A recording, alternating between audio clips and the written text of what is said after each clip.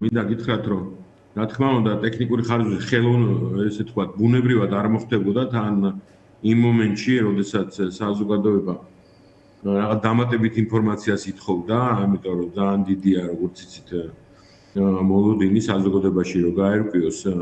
ბიზნესში რა სიტუაციაა და ორი სიტყვით მინდა მე აუხსნა ყველას, მე პირველ რიგში მადლობა მინდა გადაუხადო იმ თავისუფალი ბიზნეს ნაწილს, რომელმაც 30 წლის შემდეგ გადაწყვიტა, რომ საბოლოო ჯამში თავის პოზიცია დააფიქსიროს და ხმა მოიღოს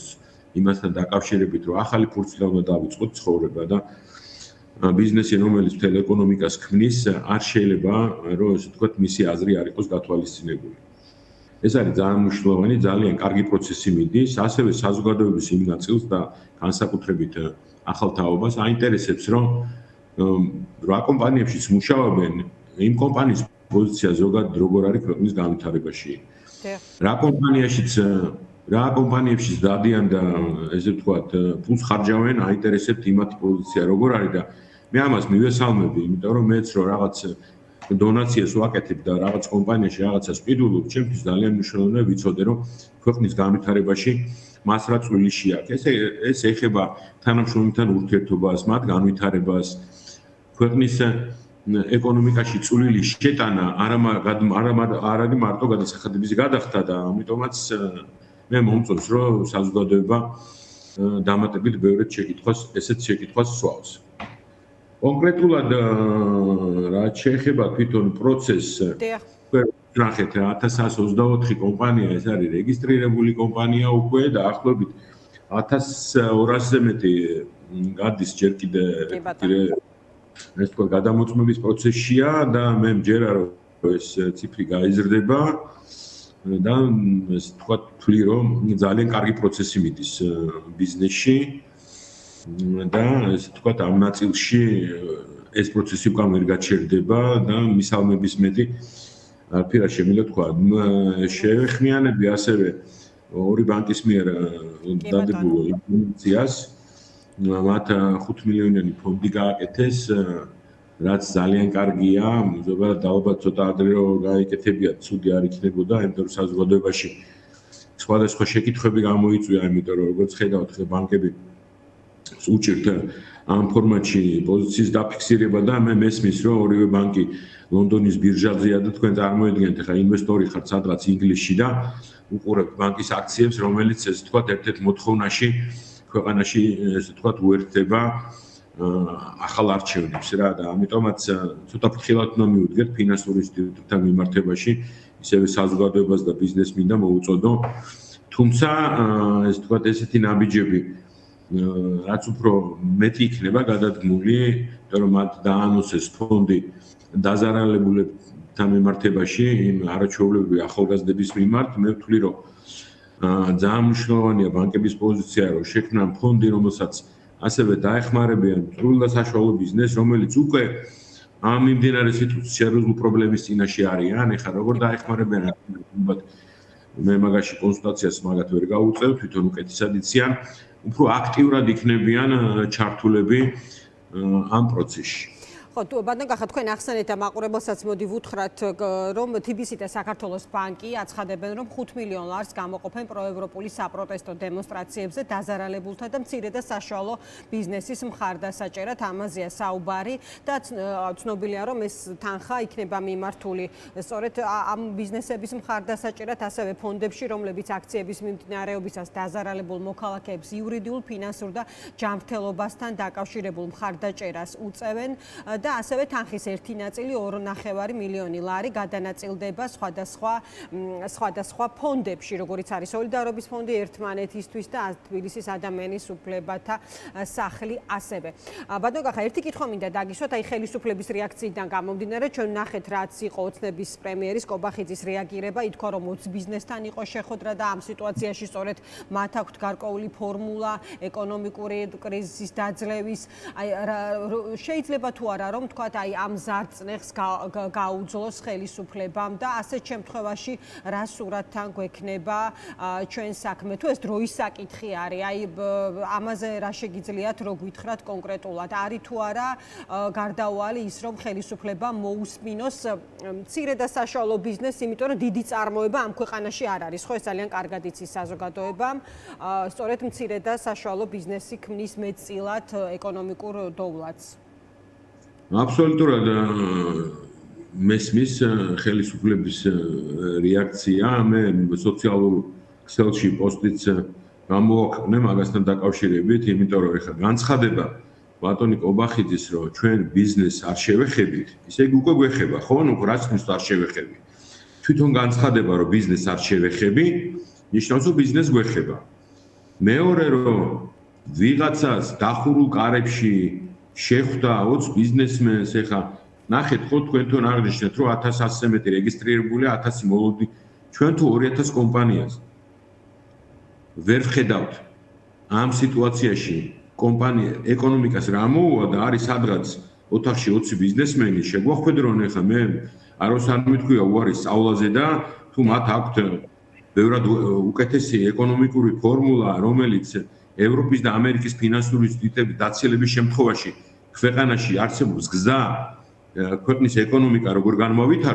განმავითაროთ ინსტიტუციები რომელიც ჩამოშლილია როგორ გავხადოთ დემოკრატიულ საწყისებზე დამყარებული სასამართლო პროცესი და მოსამართლეები რომელიც პროკურატურის მოსამართლებად იქცნენ მე ამაზე რატო საუბრობ ხა ვიღაც შეიძლება ჩათვალოს რომ რაღაც მომენტ შეიძლება ეს პოლიტიკური განცხადებაა მაგრამ ჩვენ ბიზნესს ვჭირდება მყარი ესე თქვა წყნარი გარემო პირველ რიგში ეს არის სასამართლო და გამჭვირვალე ინსტიტუციები ევროპასთან დაახლოება და იმ 9 პუნქტის შესრულების გარეშე ამ ქვეყანაში ბიზნესი და ეკონომიკა ვერ განვითარდება თუ ვიღაცა თulis რომ არსებობს სხვა განვითარების გზები და როგორც ბატონმა კობახიძემ აღნიშნა რომ ეს გაიარა 20 კომპანიასთან ერთად მე არ ვიცი არ მაქვს არანაირი ინფორმაცია რა 20 კომპანიაზე საუბარი არც მათ არ დაუსახელებია მე რაზეც საუბრობ დასამალი არაფერი არ მაქვს როცა ამ რაღაცებს საუბრობ შესაბამის არგუმენტებიც მაქვს იქნებ ვწდები არანაირი პრობლემა არა მოусმენ იმ ადამიანს ვინც უფრო მეტი იცის ეკონომიკის ნაწილში 30 წელიწადია ამ ქვეყანაში ბიზნესს ვაკეთებ 50 საერთაშორისო კომპანიას წარმოვადგენ და მეტნაკლებად ვთვლი რომ რაღაც გამოცდილება შევიძინე ამ ნაწილში აქედან გამომდინარე მე ვთვლი რომ მთავრობას უნდა თუ არა მოუწევს ბიზნესის ხმის გაგონება ჩვენ ერთ-ერთი მოთხოვნა პირველიას დავაყენეთ და ხას უსმევ რომ ეს თავისუფლად ბიზნესი ვითხოვთ რომ ეს უსამართლოდ დაჭერილი ჩვენი შვილები ვინც ამ ქვეყნის მომავალს იცავენ და მოვთხოვეთ რომ ახალ წლამდე გამოუშვით რომ დეესკალიზაცია მოხდეს სიტუაციის და ჩვენ ამ მოთხოვნას არ შევცვლით და მეორე თვით რომ ამ ქვეყანაში რომ ყველაფერი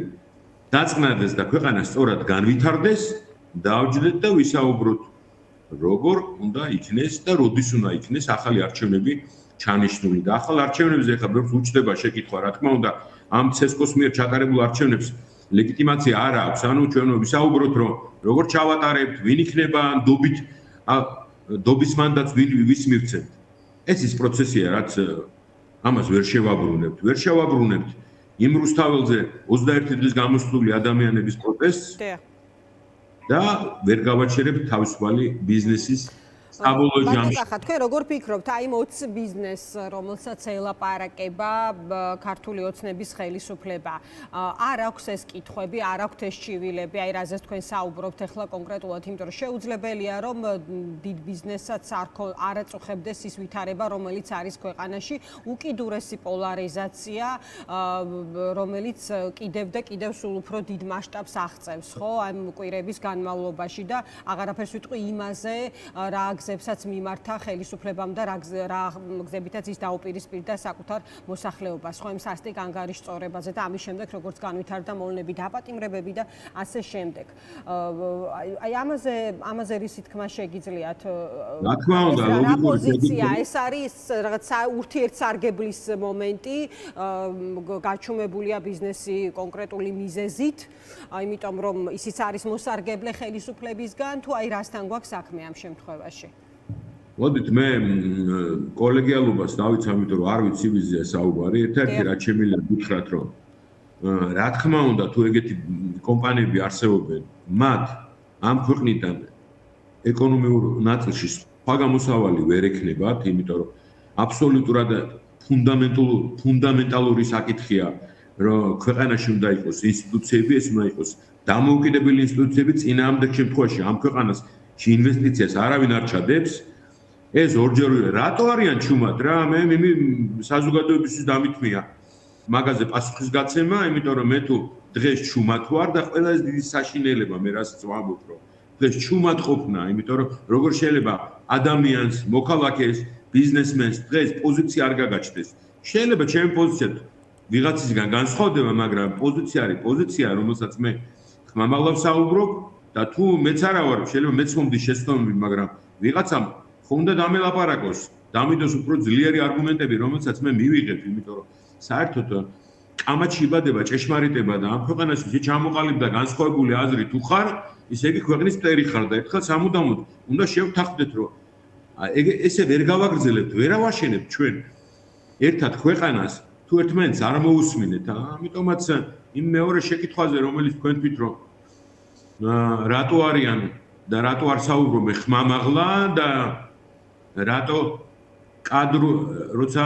ბატონი კობახიძე ამბობს, რომ ჩვენ ამათ შევხვდით და მე ამათ ვერ დავასახელებ, მე რო ყოფილიყავი იმ შეხვედრაზე, არავინ არ დამიძახებდა, მე რო ყოფილიყავი, მე მინიმუმ პირობას გაძლევთ, რომ იქიდან რომ გამოვიდოდი, ამაზე ვისაუბრებდი, იმიტომ რომ გამორიცხულია, მე დასამალი არავისთან არაფერი არ მაქვს, ჩვენ ვსაუბრობთ ქვეყნის პრობლემის გადაწყვეტაზე და ხედვებზე, ეს არ არის პერსონალური თემა, რომელზეც ადამიანმა დახურულ ოთახში უნდა ისაუბროს. განჩენ საზოგადოებამ გასაჯოს და ეს თქო გამოიტანოს დასკვნა. დიდი მადლობა ბატონ კახა, დაგემშვიდობებით. კახა ხაზარაძე ICR ჯგუფ